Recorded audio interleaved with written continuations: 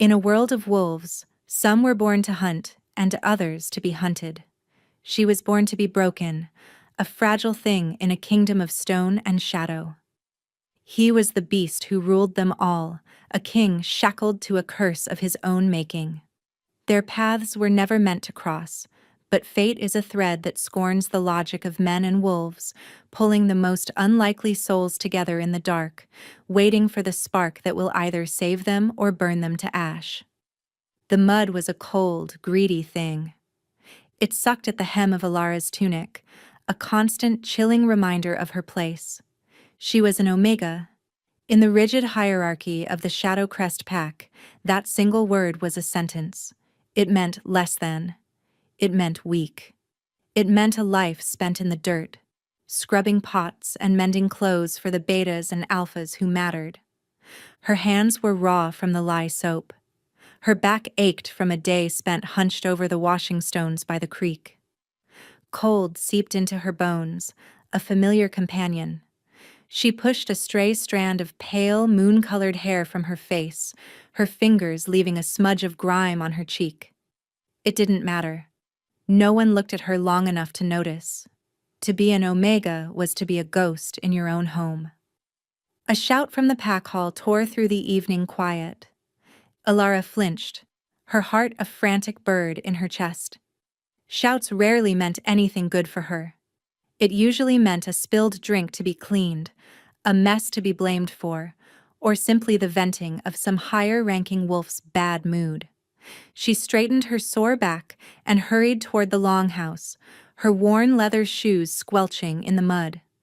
The air inside was thick with the smell of roasted meat, spilled ale, and nervous sweat. That last scent was unusual. It cut through the usual boisterous atmosphere of the hall, setting her teeth on edge. Her father, a grim-faced beta named Fendril, stood near the center of the room. His gaze was fixed on two men she had never seen before. They wore the stark black and silver of the capital, the sigil of the Alpha King. A stylized wolf's head, teeth bared, was embroidered on their chests. They were royal heralds, their presence a cold intrusion into the small, insulated world of her pack. Fear, sharp and metallic, flooded Alara's mouth. The king's men never came this far into the northern woods unless it was for the tribute. Her stomach twisted. "The king's decree is absolute," the taller herald said, his voice devoid of warmth. "The curse grows stronger. His Majesty requires new servants for the Black Fang Citadel. Each pack will provide." A murmur of dread rippled through the assembled pack members. The capital was a place of legend and fear, a city of stone and iron ruled by a king who was more beast than man, King Theron. They said he was a giant, that his eyes glowed in the dark. They whispered that a terrible curse ran in his bloodline, a rage that could level a village. To serve in his fortress was not an honor, it was a death sentence. "We are a small pack, my lords," her alpha, a grizzled wolf named Borin, said, his voice strained. "Our numbers are few. We have little to offer." "The decree is not a request," the second herald snapped. "You will give what is required. 1 tribute, or the king's guard will come to collect 5. The threat hung in the air, heavy and suffocating. Alara tried to make herself smaller, to melt into the shadows by the door. She knew how this worked. They would not send a strong alpha hunter or a fertile beta female. They would send someone disposable, someone like her. Her father's eyes scanned the room, filled with a desperate, calculating light. They passed over his 2 beta sons, strong and useful. They passed over his beta daughter, promised to the son of another family. Then his eyes landed on Alara. There was no love in them. There was no fatherly protection. There was only relief. He had found his sacrifice. "No," she thought, a silent scream trapped in her throat. "Please, no." He looked at her as if she were a sack of grain to be bartered, a chipped cup to be discarded. The familiar hollowness of her existence yawned into a chasm. She had spent her life trying to earn a single scrap of affection from him, a nod of approval. All she had ever been was a burden. Now, she was a solution. "We have one," Fendril announced, his voice ringing with false confidence. He pointed a trembling finger directly at her. "My daughter, Ilara. She is an Omega, hardy, obedient." Every head in the hall turned. For the first time in her life, she was the center of attention. The weight of their stares was a physical blow, pressing the air from her lungs. She saw pity in some eyes, but mostly, she saw the same cold relief that was on her father's face. "Better her than me?" The herald's gazes swept over her, clinical and dismissive. An Omega was of little value, but she was a body. She fulfilled the quota. "She will do," the tall herald said. "Have her ready." "We ride at dawn." The finality of his words was a hammer blow. There was no appeal, no escape. Her father would not meet her eyes. He turned away, clapping his older son on the shoulder, his duty done. He had saved his real family. He had sold his ghost. Ilara stood frozen, the sounds of the hall fading to a dull roar in her ears, the mud on her dress, the ache in her back, the sting of lie on her skin. It all vanished. There was only a vast, cold emptiness. She was being sent to the beast's lair. Later that night, she sat on the thin straw pallet that served as her bed in a small alcove off the main kitchen. She had no possessions to pack beyond the threadbare tunic on her back and a spare she kept folded under her pillow. Her mother, a woman worn down by life, brought her a small hunk of bread and a water skin. Her face was a mask of weary resignation. "It is for the best, Ilara," she whispered, not looking at her. "You will have a roof over your head. You will be fed." It was meant as a comfort, but it felt like a betrayal. They were not saving her from a hard life. They were throwing her away to make their own lives easier. The pain was a sharp, physical thing, a shard of ice in her heart. "He is a monster," Ilara whispered back, her voice hoarse. "The king. They say he kills servants who displease him." Her mother finally met her gaze, and for a fleeting moment, Ilara saw a flicker of sorrow, of guilt. "Then do not displease him," she said softly, before turning and disappearing back into the warmth of the family quarters. The words echoed in the silence. "Do not displease him. How does one please a monster?" She clutched the spare tunic to her chest. It smelled of wood smoke and the faint, clean scent of the forest. It was the only piece of home she had left. Sleep did not come. She lay awake, listening to the sounds of the pack settling for the night. The distant howl of a wolf, the crackle of the dying fire in the main hall, the low murmur of her brothers' voices. She was already a ghost. By morning she would be gone, and they would not even notice her absence. Her entire life had been a lesson in powerlessness. She was a leaf in a storm, tossed and turned by forces far beyond her control. First by the rigid rules of her pack, then by the cold calculus of her family, now by the decree of a cursed king. As the first hint of gray light touched the sky, Ilara rose. She did not cry. Her tears had frozen somewhere deep inside her. She washed her face with icy water from the basin, the shock of it a welcome distraction. She put on her only other tunic, the fabric thin but clean. She was ready. The heralds were waiting by the gate, their horses impatient in the cold morning air. Her family was nowhere to be seen. No one came to say goodbye. The tall herald gestured curtly to a sway-backed mare tied nearby. "Get on." She had never ridden a horse before. She struggled, her movements clumsy, until the herald grabbed her by the waist and lifted her unceremoniously onto the saddle. His touch was impersonal, like handling livestock. As they rode out of the small, muddy clearing that was the only home she had ever known, she did not look back. There was nothing there for her. The forest canopy closed over them, swallowing the familiar sights and sounds of her pack. She was moving from one cage to another, from the quiet disdain of her family to the legendary cruelty of a tormented king. A strange, hollow calm settled over her. When you have nothing left to lose, fear becomes a distant echo. She was a tribute, a transaction, a body to fill a quota.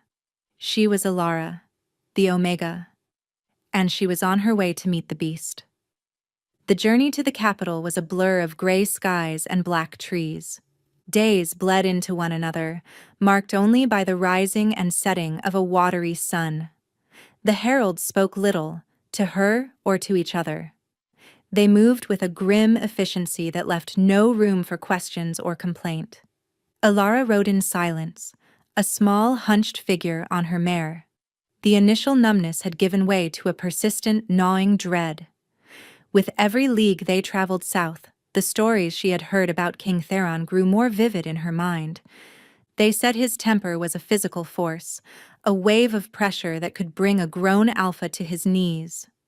They said the curse made his wolf spirit a constant torment, always scratching at the inside of his skin, begging for release, for blood. What could he possibly want with a weak, scentless Omega like her? The question circled in her thoughts like a vulture. On the fifth day, the forest thinned, and the landscape changed. The soft earth gave way to broken stone. The trees grew sparse and twisted as if recoiling from the land ahead. And then she saw it. The Black Fang Citadel. It did not rise from the earth so much as tear its way out. A jagged crown of black granite and obsidian, it clawed at the sky, seeming to drink the very light from the air. Towers like broken teeth bit at the clouds. No flags flew from its battlements. No colors softened its brutalist architecture. It was a fortress built for war and shadow, a monument to power and fear. Her breath hitched. It was worse than the stories. It was a place where hope came to die.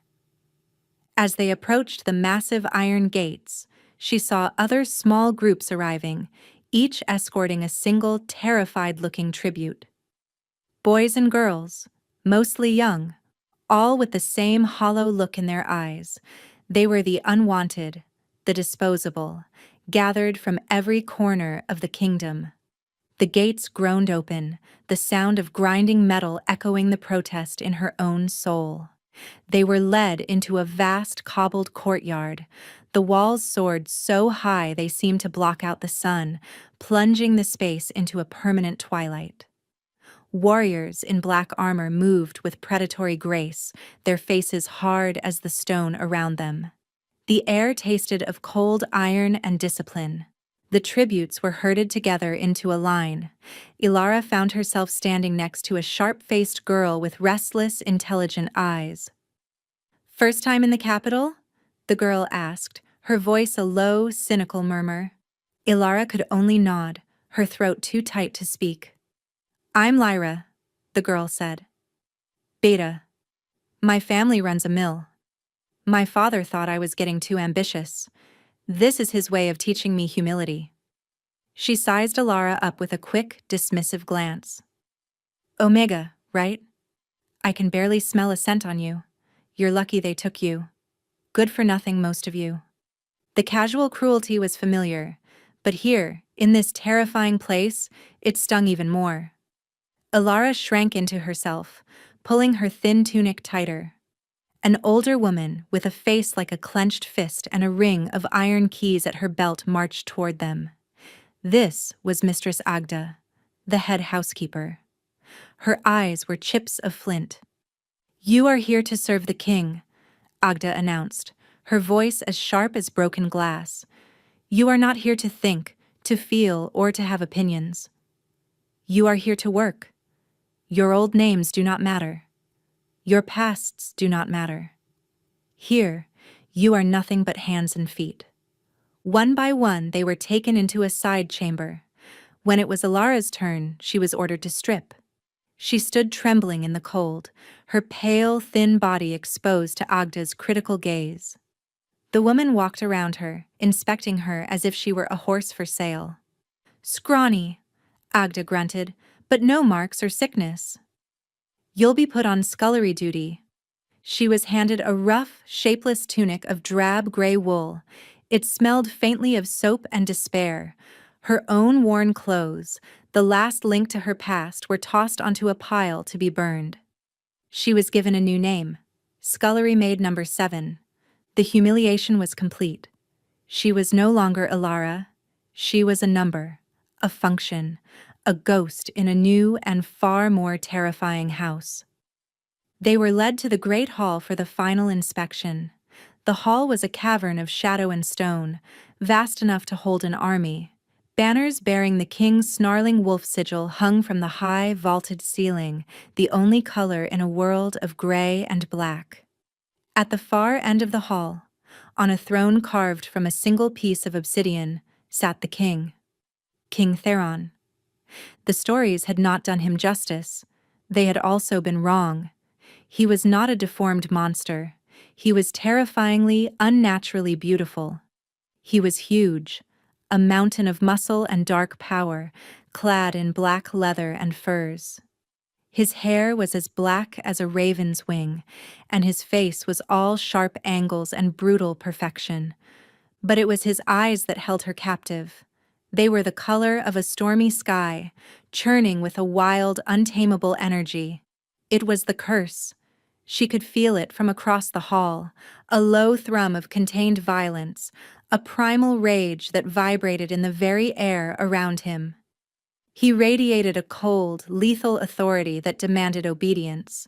He looked bored, his expression a mask of stone. A tall, silver-haired man stood beside the throne, whispering in his ear. Alara would later learn this was Lord Valerius, the king's uncle and regent. The king's gaze swept over the line of new servants, dismissive and impatient. He looked at them but saw nothing. They were just more faceless drones to populate his fortress. His eyes passed over Lyra, over the boy next to her, over. His gaze stopped. It locked onto Alara. The world seemed to tilt on its axis. The air crackled. For a dizzying, terrifying second she felt seen, truly seen. The storm in his eyes seemed to quiet for a fraction of a second, replaced by a flicker of something else. Confusion? Recognition? It felt as if a silent bell had been rung, one only the two of them could hear. The constant, low-grade terror that had been her companion for days did not vanish, but it changed. Something deep inside her, a quiet, still part of her soul, resonated with the caged fury she saw in him. He did not smile, his expression did not change, but he lifted one hand and pointed a single commanding finger, directly at her. A collective gasp went through the other tributes. Mistress Agda looked stunned. Lord Valerius leaned forward, his eyes narrowing. The king spoke, his voice a low rumble that vibrated through the stone floor and up Alara's spine. It was the sound of rocks grinding together, of a distant avalanche. "That one," he said. "She will attend my chambers." The words hung in the vast, silent hall. Attend his chambers. It was not a request. It was a pronouncement, a claim. Mistress Agda scurried forward, bowing low. "Your Majesty, she is an Omega, scentless. She was assigned to the scullery. She is of no importance." The king's eyes did not leave Alara's. A low growl started in his chest, a sound that was not entirely human. The temperature in the hall seemed to drop. "Did I ask for your counsel, Agda?" he snarled. The force of his voice made the head housekeeper flinch as if struck.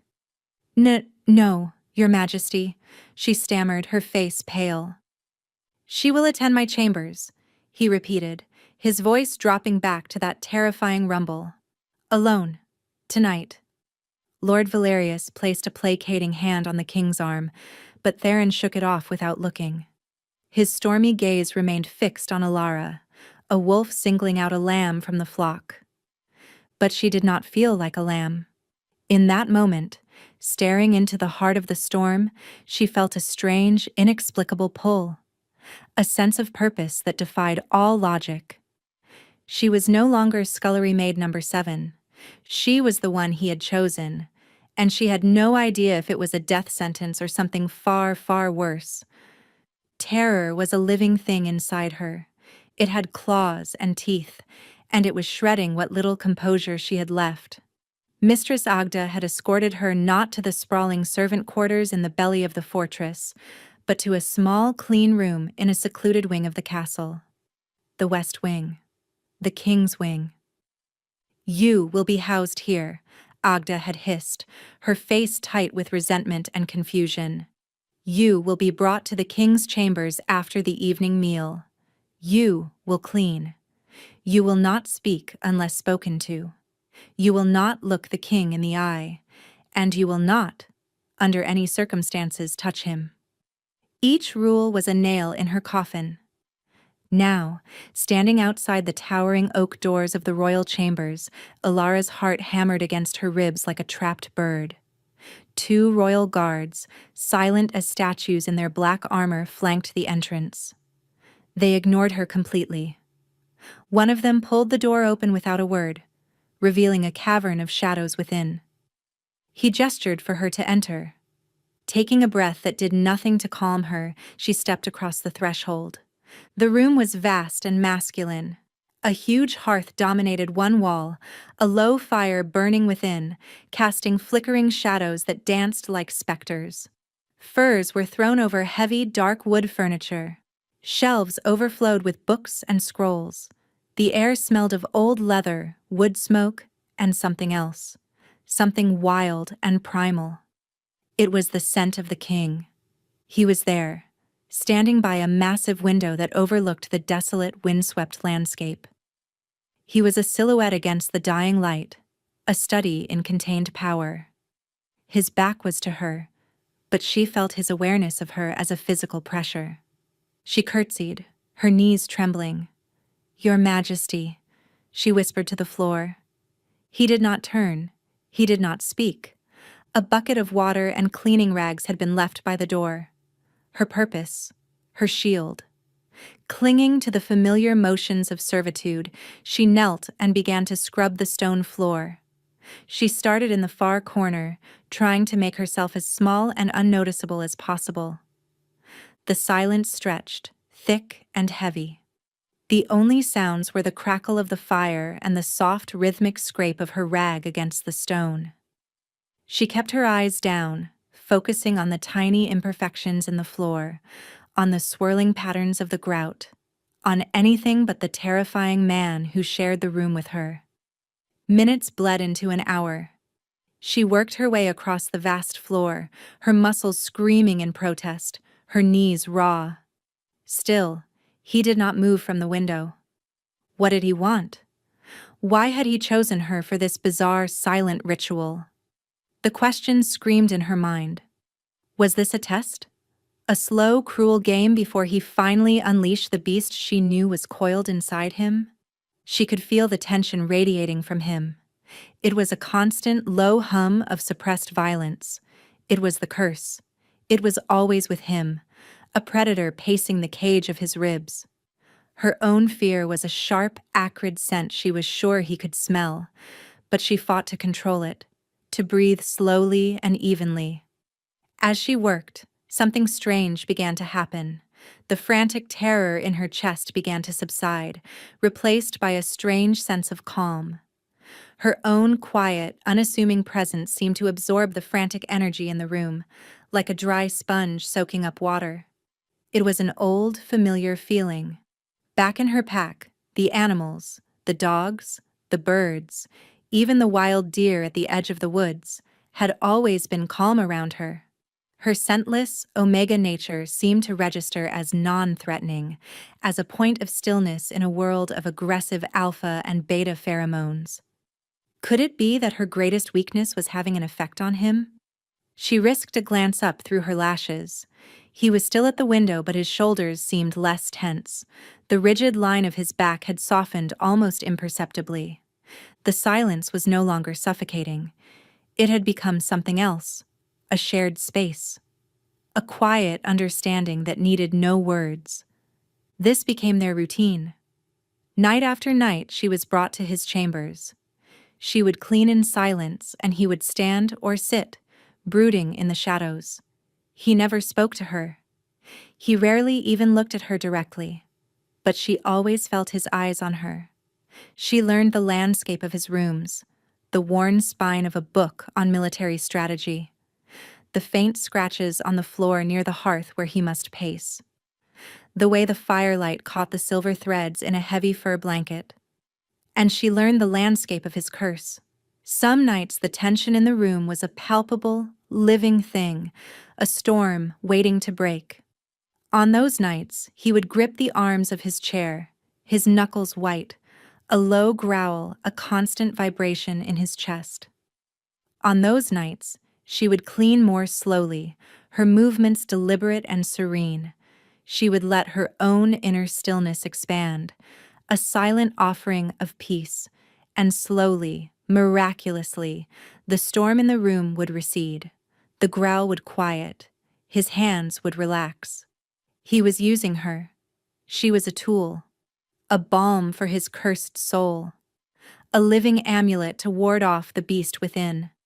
The realization should have felt demeaning, another form of servitude, but it didn't.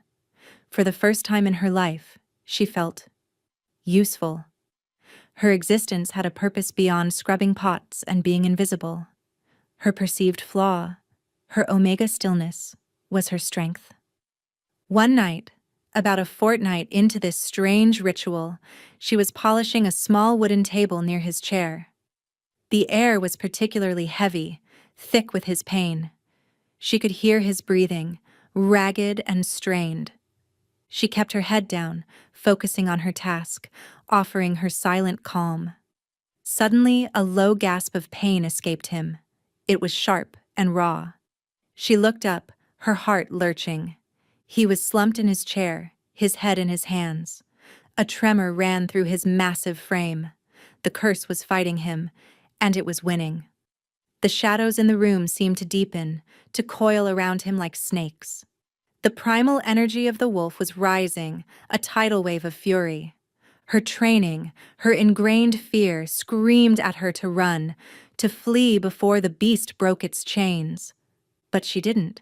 Something else, something deeper and more instinctual, held her in place. She saw not a monster, but a man in agony. A lonely king fighting a war within his own skin. Without thinking, she put down her rag. She took a single, hesitant step toward him, then another. She stopped a few feet from his chair, her hands clasped in front of her. She did not speak. She did not touch him. She simply stood there, a small beacon of quiet in his raging storm. She focused all her will, all her innate stillness, and offered it to him. I am here, she thought, the message clear and silent. You are not alone. He lifted his head. His storm-gray eyes, now shot through with a feral, glowing silver, met hers. For the first time, he was looking at her, not through her. The fury in his gaze was terrifying, but underneath it, she saw a flicker of raw, desperate vulnerability, and something else. Astonishment. He stared at her, his chest heaving. The battle was visible on his face, the man against the beast. Her presence, her fearless calm, seemed to give the man an anchor. Slowly, painstakingly, the silver glow in his eyes began to recede. The tremors racking his body subsided. The feral snarl on his lips softened back into the hard line of his mouth. He had won. He had pushed the beast back into its cage. He continued to stare at her, his breathing evening out. The silence in the room was profound, broken only by the crackling fire. He looked at her, not as a king looks at a servant, but as a drowning man looks at the shore. Then he spoke. His voice, for the first time directed at her, was a rough, gravelly whisper. What is your name? The question was a bridge across the chasm of their stations. Ilara.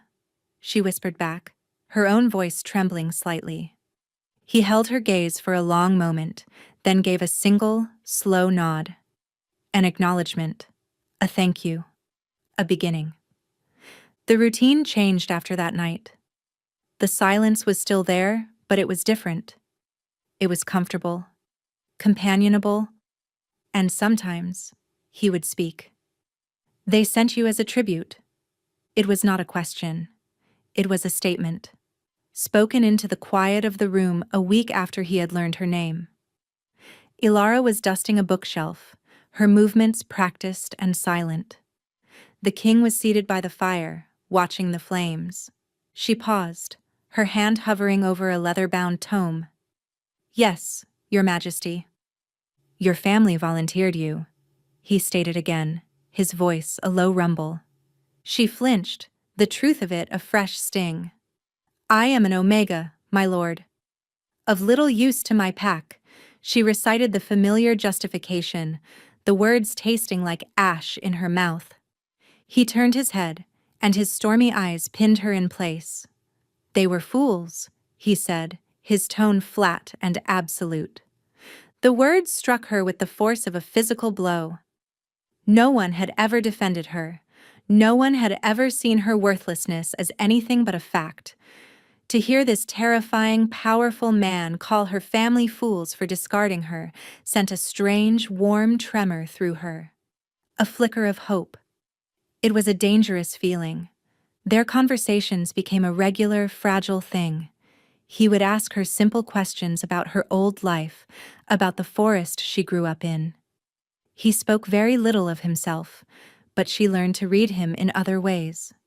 She saw the burden of the crown in the weary lines around his eyes, the profound loneliness in the way he stared into the fire for hours on end.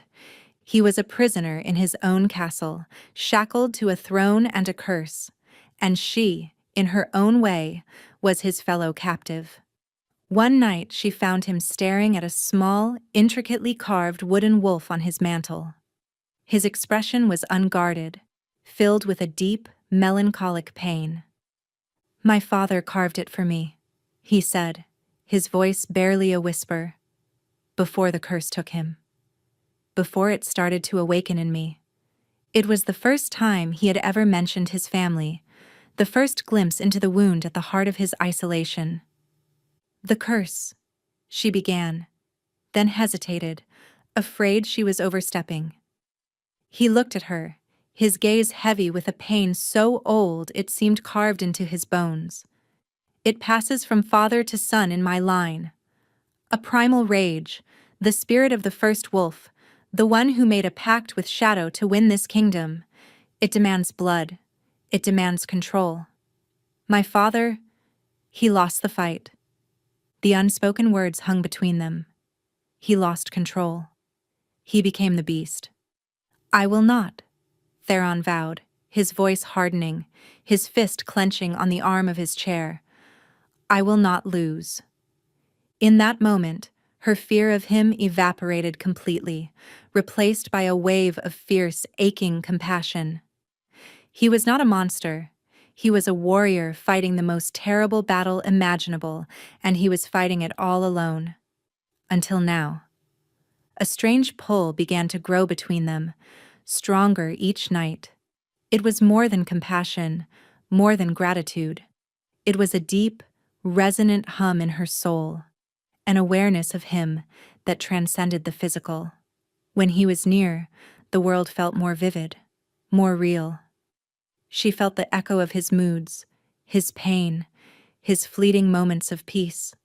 The mate bond, the thought was terrifying, impossible. A king and an Omega servant? It was a fairy tale, and she lived in a world of stone and iron, not happy endings. Yet, she could not deny the pull, the feeling of rightness when she was in his presence, the way her own spirit seemed to settle and quiet his. She could feel it from him too, the way his gaze would linger on her when he thought she wasn't looking, the possessive edge in his voice when he spoke her name. The air in the room would grow thick and charged, a silent storm of forbidden longing. This fragile, secret world they had built could not last. They were too visible. Lord Valerius, the king's uncle, was a man who saw everything. He had a serpent's stillness and a spider's patience. He had governed as regent during Theron's youth, and he clung to power like a drowning man. Theron's curse was a tool to him, a way to keep his nephew isolated, unstable, and dependent on his counsel. Valerius saw the change in the king, the subtle easing of tension, the way Theron was beginning to assert his own authority, dismissing his uncle's advice more frequently, and he traced the change back to its source, a worthless Omega servant. He began to watch Alara. His cold, calculating eyes would follow her in the corridors. He saw her being escorted to the king's wing each night. He saw the way the guards at the king's door, men loyal only to Theron, treated her with a quiet respect. This girl was a threat. She was not a tool for him to use. She was an anchor for the king. She made Theron stronger, more in control. And a strong, stable king had no need for a manipulative regent. Valerius found his own tool in the servants' hall. Lyra, the ambitious beta girl, was consumed with jealousy. She had been assigned to the laundry, a life of steam and drudgery, while the useless Omega she had met on the first day was somehow attending the king himself. "You are observant, girl," Valerius said to Lyra one day, cornering her in a quiet hallway. His voice was smooth as poison. "You see things." "I have need of observant eyes." Lyra, starstruck and hungry for advancement, readily agreed.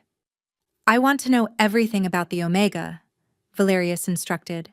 "Who she speaks to, where she goes, what she keeps in her room." Lyra became Alara's shadow. She would watch her in the mess hall, her eyes narrowed with spite. She saw Alara eating alone, speaking to no one. The Omega was a ghost to everyone but the king. This only fueled Lyra's resentment.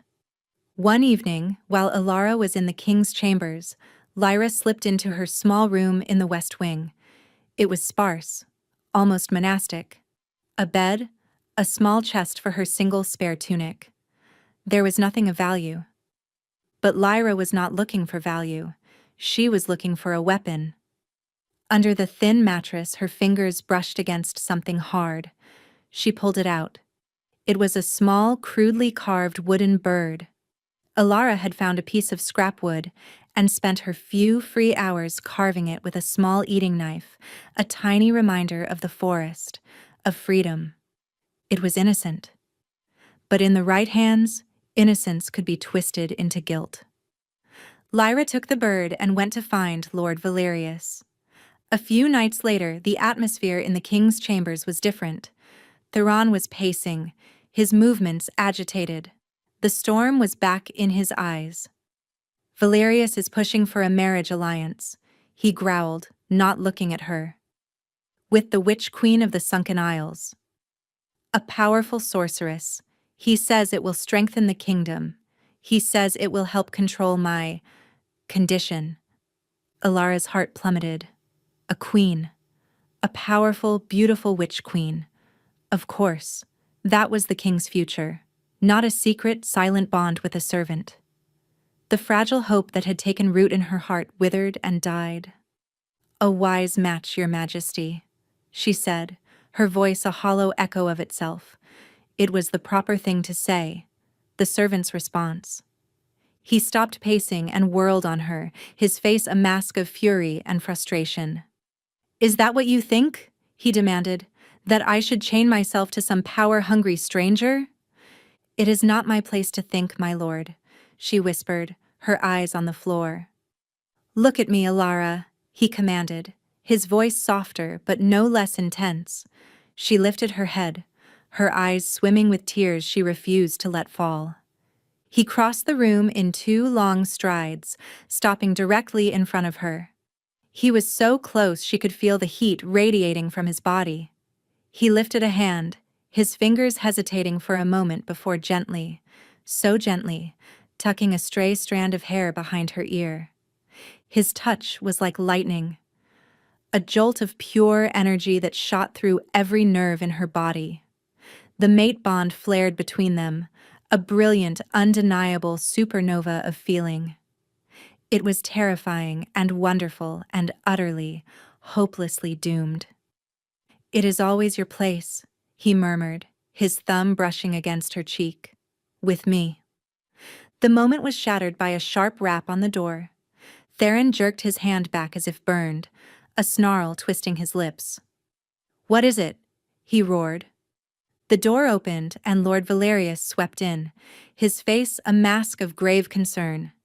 He was followed by 2 royal guards, and Lyra. The beta girl's face was a triumphant smirk. "Forgive the intrusion, Your Majesty," Valerius said smoothly, "but a matter of great urgency has arisen." A matter of treason.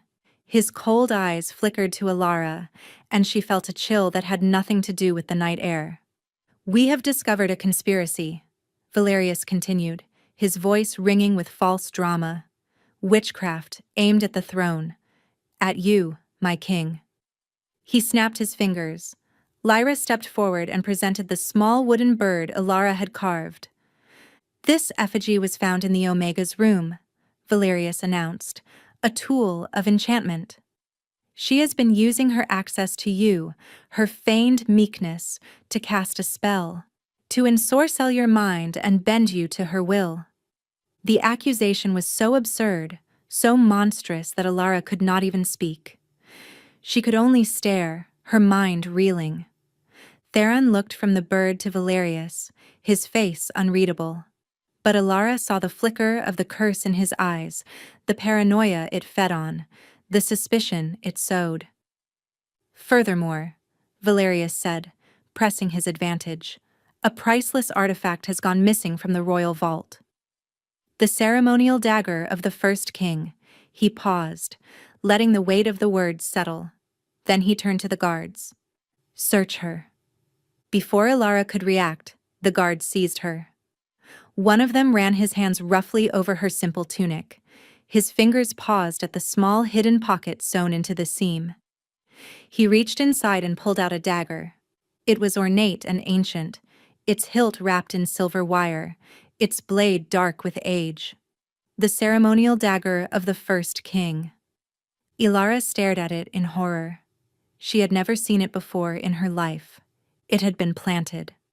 "Treason and theft," Valerius declared, his voice ringing with triumph. "The law is clear.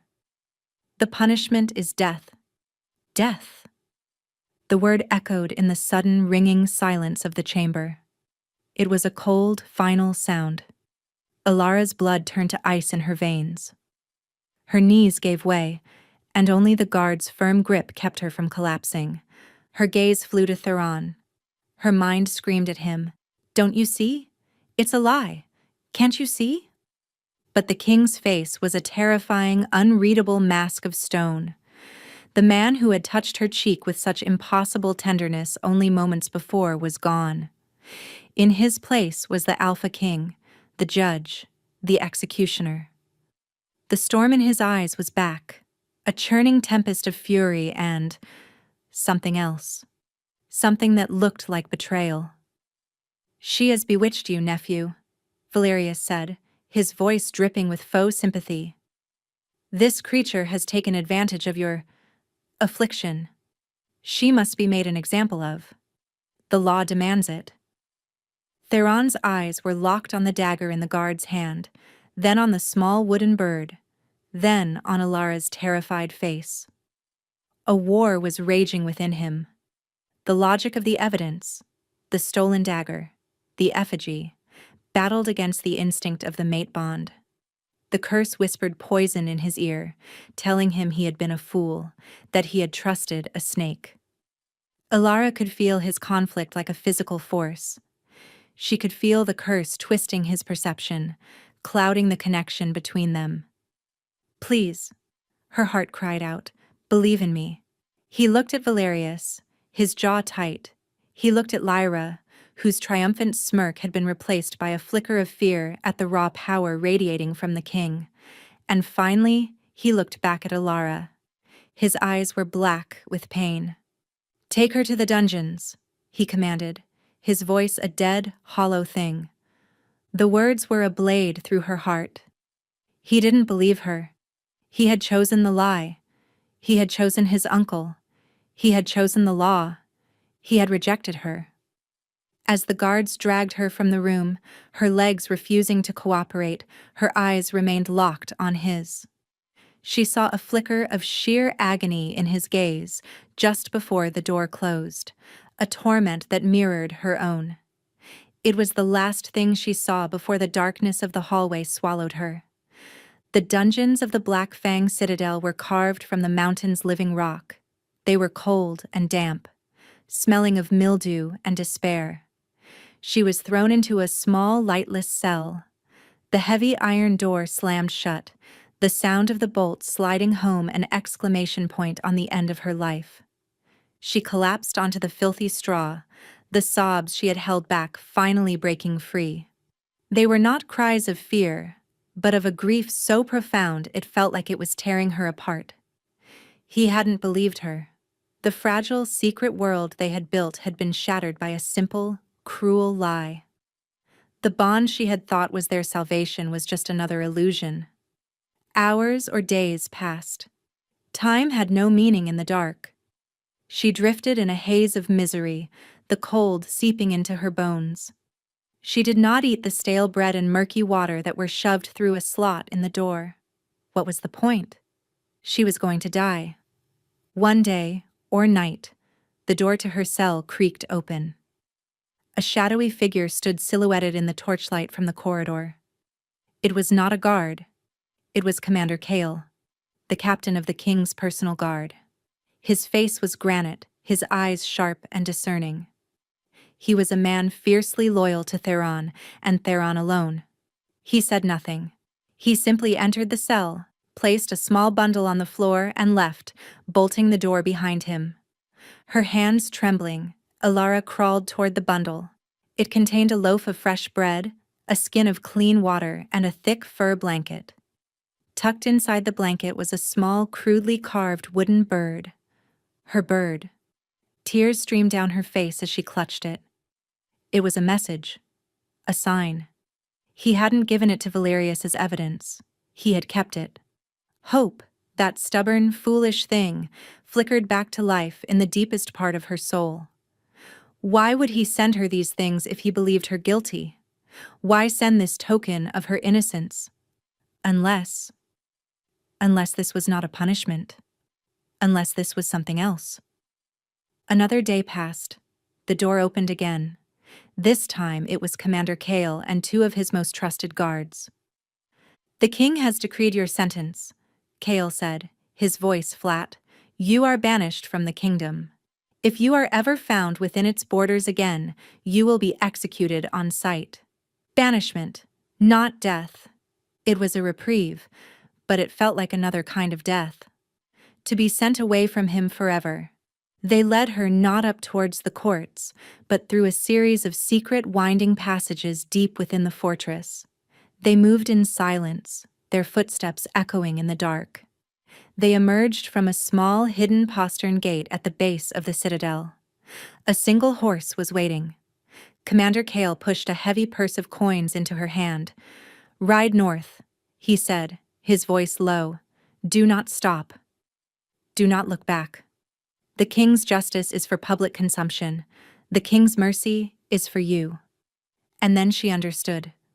The public accusation, the dungeon, the banishment. It was all a show. A performance for Valerius and the court. If Theron had declared her innocent, Valerius would have found another way to have her killed. A prison accident. A failed escape. By banishing her, by publicly rejecting her, Theron was saving her life. It was the only way. The agony of his rejection was replaced by the agony of his sacrifice. He had pushed her away to keep her safe. He had chosen to endure the whispers of the court, the triumph of his uncle, and the full, untamed fury of his own curse, all to protect her. "Tell him," she started, her voice breaking. "Tell him I understand." Kyle gave a single sharp nod. He knows. He helped her onto the horse, and with one last look at the terrifying black fortress that had become a strange sort of home, she rode away into the wilderness, a ghost once more. Back in the Black Fang Citadel, the king was unraveling. Without Alara's calming presence, the curse roared back to life with a vengeance. The beast was no longer soothed, it was enraged. It clawed at him, demanding release, furious at the absence of its mate. Theron locked himself in his chambers. The servants who brought his food would leave the trays outside the door and flee, terrified by the inhuman snarls and sounds of splintering wood from within. Lord Valerius was ecstatic. His plan had worked perfectly. The Omega was gone, and the king was more unstable and volatile than ever. He was a weapon that Valerius could now aim. "He is lost in his madness," Valerius told the concerned members of the small council. "The witch's influence, even after her banishment, lingers and torments him. We must take drastic measures to save him, to save the kingdom." His drastic measure was the witch queen, Melisandre.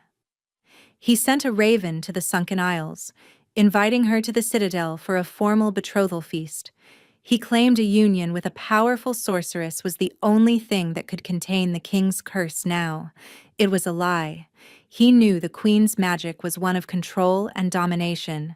She would not soothe the beast. She would try to cage it, driving Theron further into madness and making him a puppet for her and Valerius to control. Meanwhile, Alara survived. The forest that had once been her cage was now her sanctuary. She was resourceful. She knew which plants were edible, how to find clean water, how to build a shelter. She journeyed north for weeks, putting distance between herself and the kingdom that had cast her out.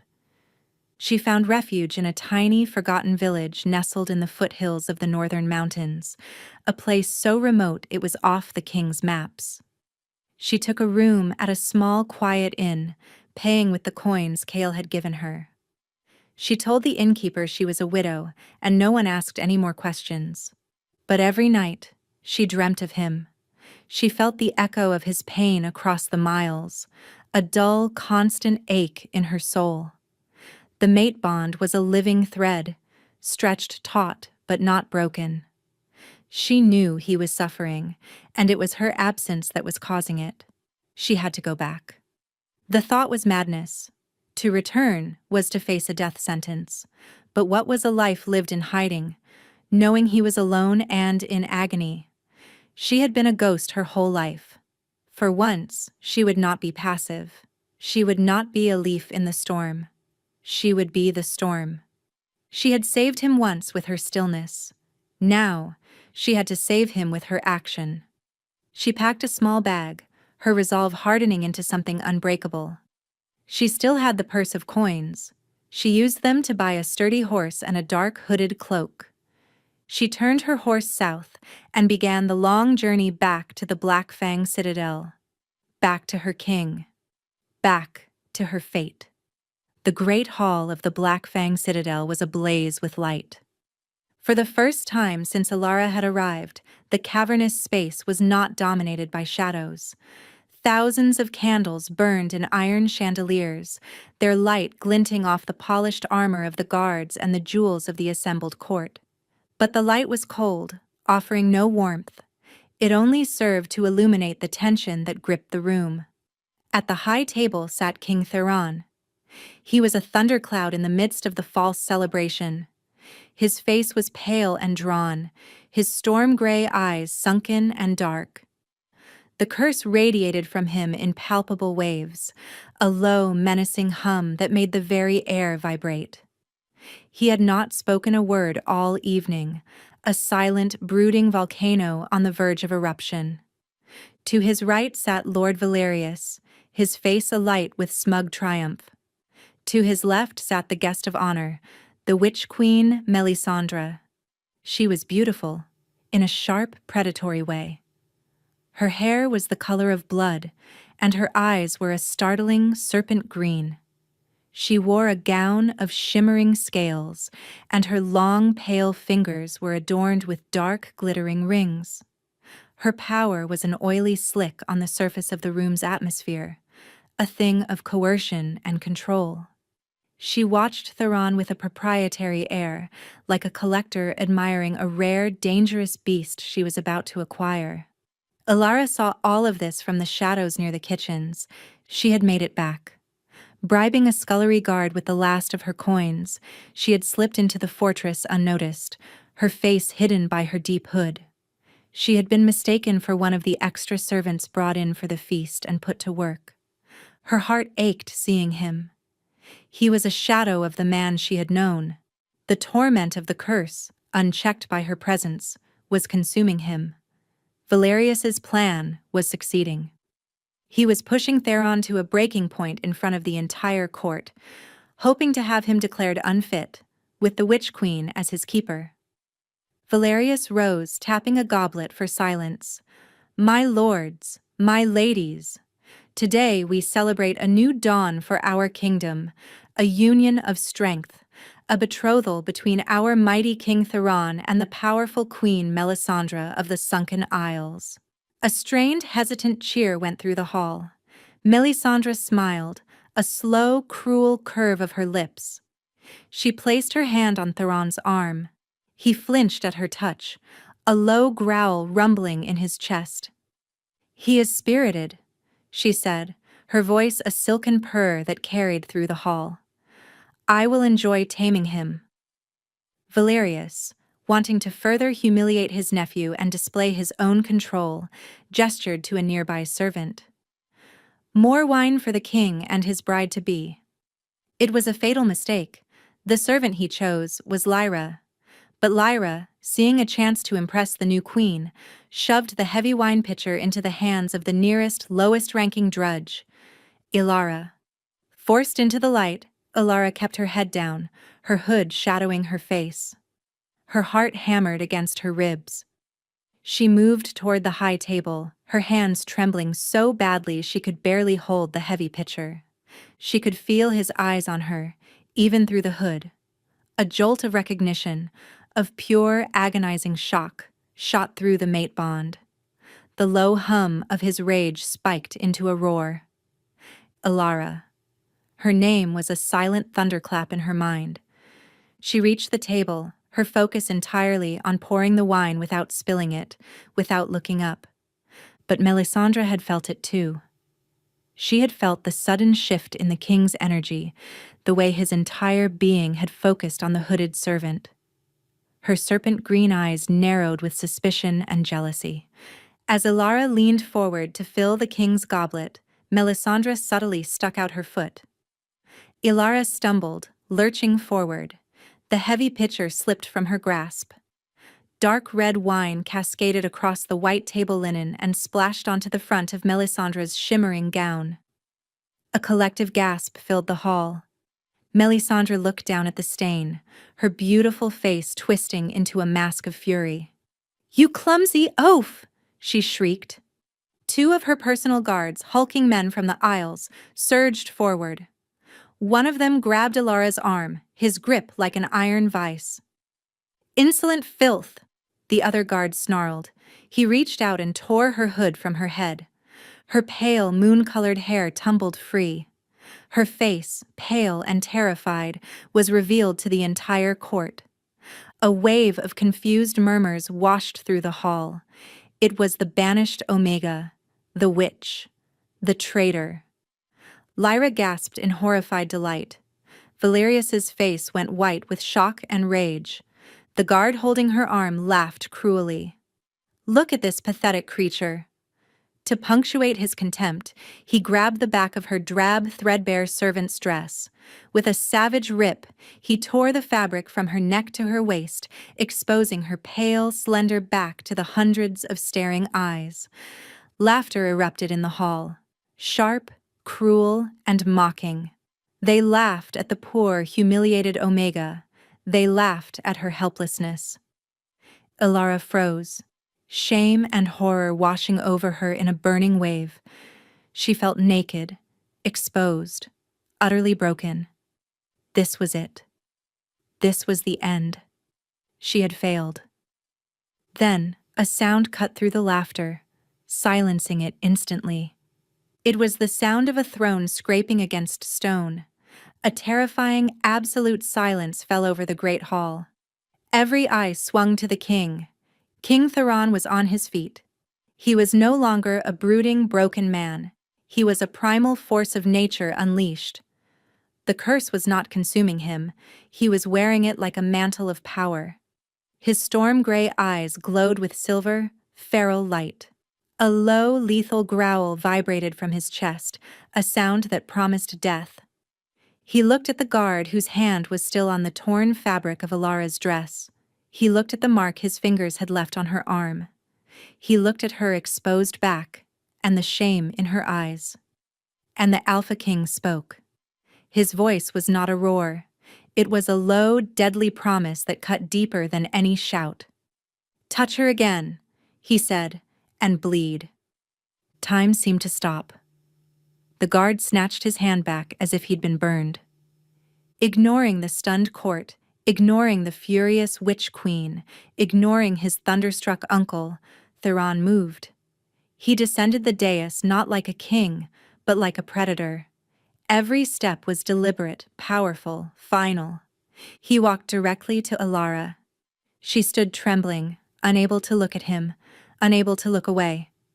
He reached her and, with a fluid, possessive grace, he shrugged the magnificent, heavy, fur-lined cloak from his own shoulders.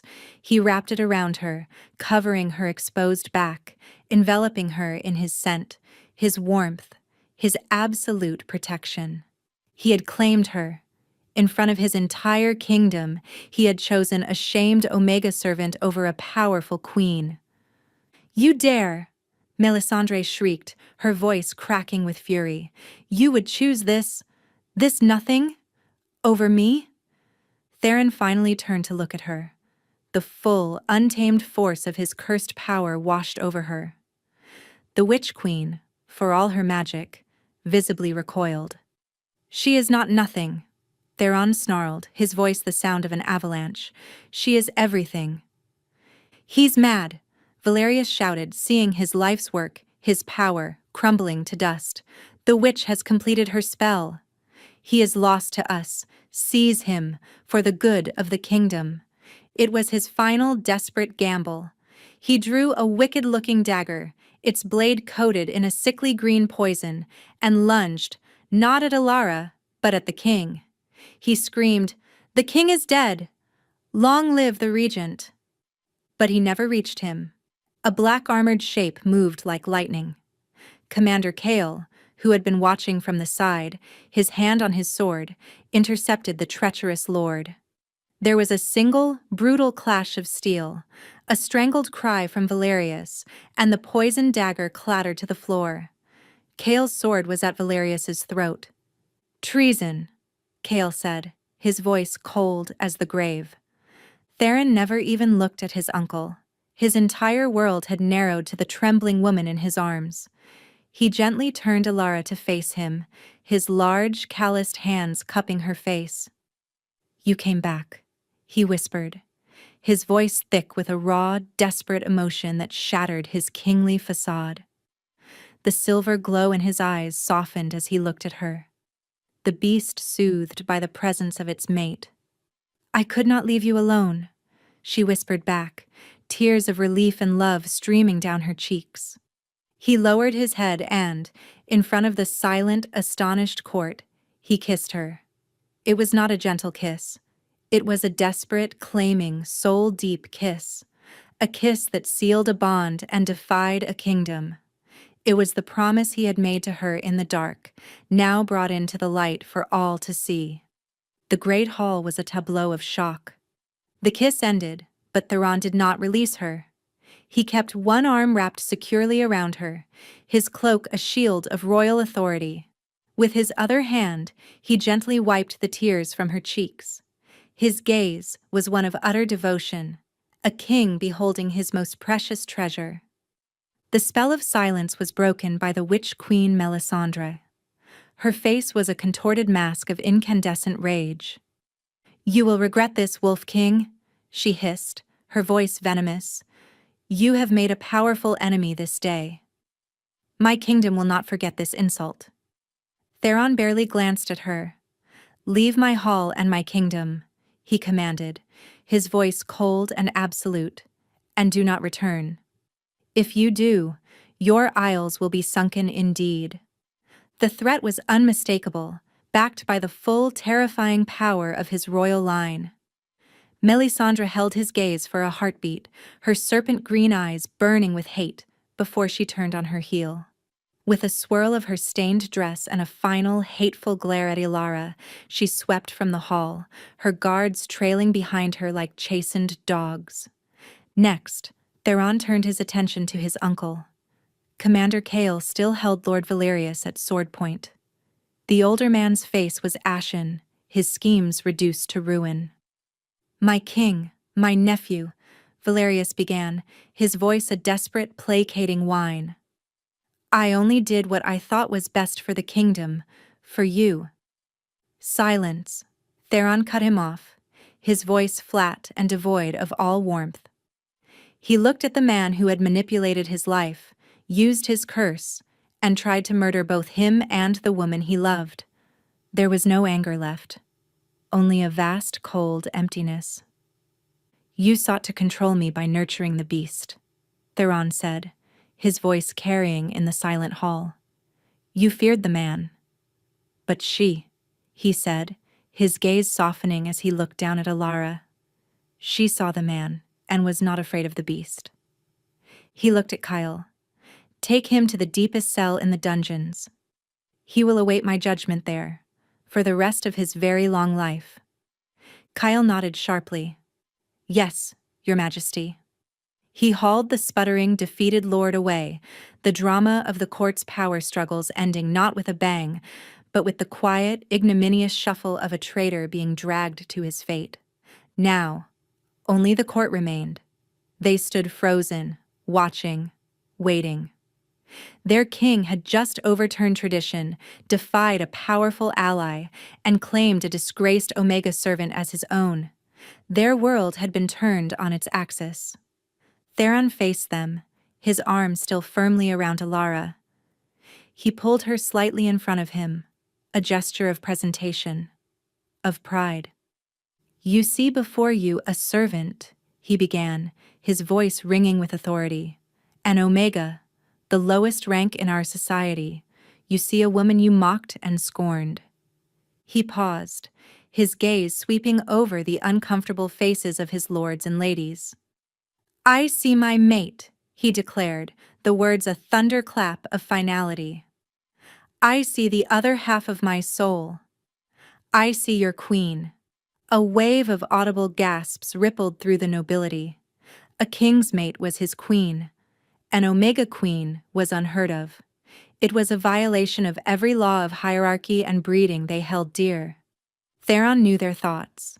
He could see the doubt and fear in their eyes. He had to make the bond undeniable, official, irrevocable. He turned Ilara to face him, his hands gentle on her shoulders. Her heart was pounding, a wild drum of disbelief and soaring joy. "Queen? Her?" "Ilara," he said, his voice low and for her alone. "For my entire life, I have been at war with myself. You are my peace. Will you be my queen?" "Yes," she breathed, the word a prayer. "Always." A slow, beautiful smile transformed his harsh face. It was the first time she had ever seen him truly smile, and it was like the sun breaking through the darkest storm clouds. He lowered his head to the juncture of her neck and shoulder. The court held its collective breath. They knew what was coming. The mating rite, the most sacred and binding of all wolf-shifter traditions. She tilted her head, offering herself to him without reservation. There was no fear, only a profound sense of coming home. He inhaled her scent, a low growl of pure possession rumbling in his chest. Then, he bit down. It was not a violent act. It was a seal, a brand of belonging. A sharp, electric pain lanced through her, followed by a tidal wave of pure bliss. The mate bond, already so strong, flared into a brilliant, blinding sun. His essence, his strength, his very soul poured into her. She felt the raging beast of his curse, but it was not a threat. It was a protective wall around them, and at its center, there was only the steady, loving heart of her king, of her mate. He lifted his head, his lips stained with a trace of her blood. He licked the wound clean, the rough scrape of his tongue sending another shiver of delight through her.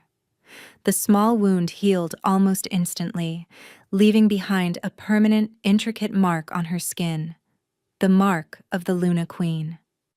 When he looked up, the silver glow of the curse in his eyes was gone, not vanished, but integrated.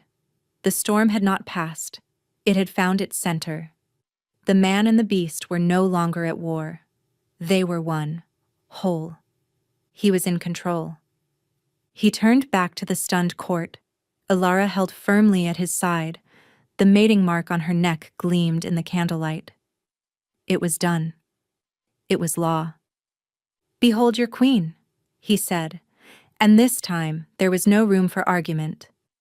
Slowly, hesitantly, one lord knelt, then another, then a lady. Within moments, the entire great hall was on its knees before them, before the Alpha King and his Omega Queen. Elara looked out at the sea of bowing heads, her hand clasped in Theron's.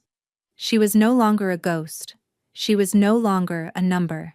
She was no longer defined by what she lacked. She was defined by love, a love that had been forged in shadow and silence, and had just been proclaimed in fire and light. 1 year later, Elara stood on the high balcony of the king's chambers, the same balcony where she had first seen him as a silhouette of pain. The sun was setting, casting long golden fingers of light across a kingdom at peace. The Black Fang Citadel was still a place of strength, but it was no longer a place of fear. Flowers now grew in the courtyards, their bright colors a stark, beautiful contrast to the black stone. The sounds of laughter could sometimes be heard echoing in the halls. The harsh, brutal traditions of the old ways were slowly being replaced by a new code of compassion and justice, guided by the quiet wisdom of the new queen. A pair of strong arms wrapped around her from behind, pulling her back against a familiar, solid chest. Theron rested his chin on her shoulder, his presence a comforting weight. "What is my beautiful queen thinking about?" he murmured, his voice a contented rumble against her ear. "I was thinking about a frightened girl who was sent here as a tribute," she said softly, placing her hands over his. She thought this was the end of her life. He turned her in his arms, his stormy eyes soft with love. "It was the beginning of ours," he said, his gaze dropping to the gentle swell of her belly, obvious beneath her simple gown. Her pregnancy was a miracle that had silenced the last of the dissenting voices in the court. An Omega, once thought barren and worthless, was carrying the next heir to the Alpha King's throne. Their fated bond had not just healed a king, it had created new life, a symbol of hope for the entire kingdom. "She was so afraid of you," Elara whispered, a smile playing on her lips. "The fearsome beast king." "And was she right to be?" he asked, a teasing glint in his eyes. She reached up and traced the hard line of his jaw. "She was right that you were a beast," she said. "But she didn't know that you were her beast." He captured her hand and kissed the palm, his love for her a palpable, living thing that filled the space between them. The curse was still a part of him, a shadow that walked at his side, but it no longer ruled him. Their bond kept it quiet, a sleeping wolf content in the presence of its mate. They stood together, watching the last rays of sunlight fade. The Alpha King who had found his peace, and the Omega servant who had found her power. In a kingdom of stone and shadow, they had built a world of their own, founded not on strength or fear, but on a love that had been brave enough to flourish in the dark. And as twilight settled over the land, their story was just beginning.